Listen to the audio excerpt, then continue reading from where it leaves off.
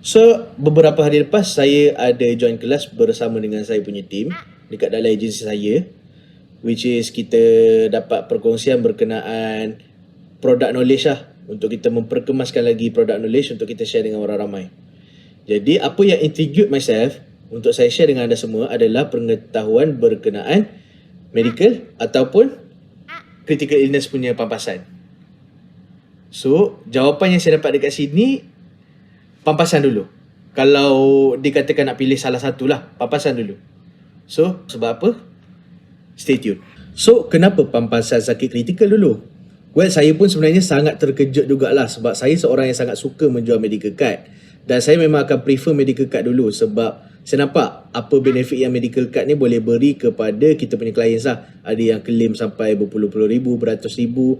Semua ditanggung oleh Prudential. Dan walaupun dah claim sekali, tapi limit tak habis, still lagi boleh guna dalam tahun tu. Dan masuk tahun depan dia akan refill balik limit. Itu produk bajet kita lah. Kalau ada satu lagi plan, dia unlimited semua hidup setiap tahun. Itu lagi better lah. Tapi dia kata pampasan sakit kritikal dulu. So, sebab-sebab dia, sebelum saya terlupa, pampasan sakit kritikal ni akan dapat apabila kena diagnose salah satu daripada 43 jenis sakit kritikal. Dan by the way, kita baru keluar satu rider barulah. Nama dia Crisis Total Care. Yang ni dia upgrade sikit daripada pampasan sakit kritikal biasa kita. Jadi yang baru ni punya, kita akan cover more lagi sakit kritikal dalam coverage Crisis Total Care tu. Okay, kita sambung balik.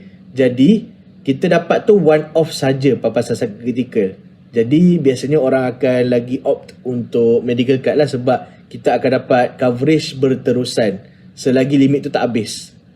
Tapi kita ada miss satu benda. Medical card dia akan cover rawatan dekat dalam hospital saja. Untuk luar hospital, I mean like post hospitalization, selepas keluar daripada hospital, kita akan cover but for a limited time only. Dalam 120 hari sahaja. So selepas 120 hari tu, pakai duit sendiri dah. Dan termasuklah juga apa-apa yang dekat luar hospital tu, macam kalau contohlah klien tu dia nak kena modify dia punya rumah untuk nak menyesuaikan diri dia yang dah stroke ataupun yang ada sakit-sakit kritikal yang memerlukan kita modify rumah tu untuk bagi patient tu selesa lah. Ataupun nak beli katil, nak beli dia punya wheelchair tu semua, kita tak akan tanggung dalam medical card kita. So this is when pampasan sakit kritikal masuk. Jadi bila kita kena sakit kritikal, kena diagnose, kita akan dapat pampasan lump sum. Contohlah kita letak 100,000 dalam pampasan sakit kritikal. Mana-manalah crisis total care ke ataupun crisis protector ke, kita akan dapat 100,000 tu lump sum. Jadi apa yang 100,000 tu kita boleh guna? Nak beli ubat, nak beli katil, nak modify rumah tu, semua kita boleh guna duit tu. Tapi walaupun saya bagi argument ni, maybe adalah still lagi cakap, tapi pentinglah juga medical card ni untuk rawatan hospital. Siapa nak bayar bil-bil tu semua? Okay, the answer is kita still lagi ada hospital kerajaan. Alhamdulillah dekat Malaysia. Ya betul, kita punya rawatan mungkin agak lama sikit ataupun mungkin kita kena tunggu turn. Tapi kalau kita punya situasi tu dah sangat kritikal, hospital insya-Allah dia akan ambil kita dengan lebih cepat. Dia akan expresskan kita lah, insya-Allah.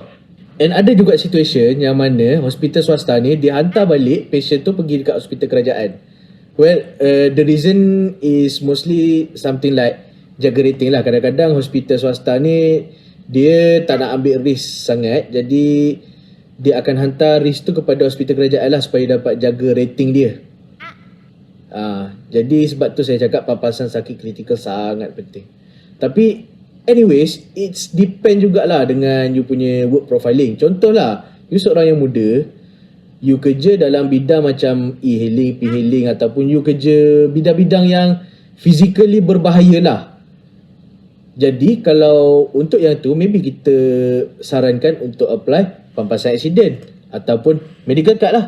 Sebab kadang-kadang kalau macam contoh lah, saya bagi contoh rider, kadang-kadang dia orang accident tak ada dah sampai macam meninggal. Yes, ada yang meninggal, tapi banyak yang accident macam patah kaki, patah tangan, apa semua tu kan. Jadi kita memerlukan rawatan cepat untuk orang-orang macam tu supaya dia boleh bekerja dengan cepat.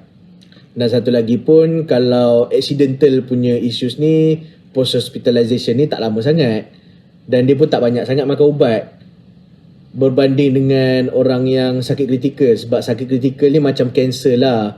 It's not like cancer tu boleh hilang dalam 1-2 tahun. Mungkin dia dalam 10 tahun tu dia kena teruskan. Ataupun maybe seumur hidup dia, 10 tahun, 20 tahun, 30 tahun dia kena makan ubat sakit kritikal tu sepanjang masa.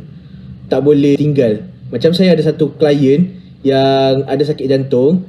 Dia sampai sekarang lagi kena makan medication untuk cairkan darah. Walaupun dia punya jantung tu dah okey dah. Okey, untuk orang yang contohlah, orang yang kerja dalam office ke, orang yang kerja dia tak ada banyak risk yang physical risk sangat.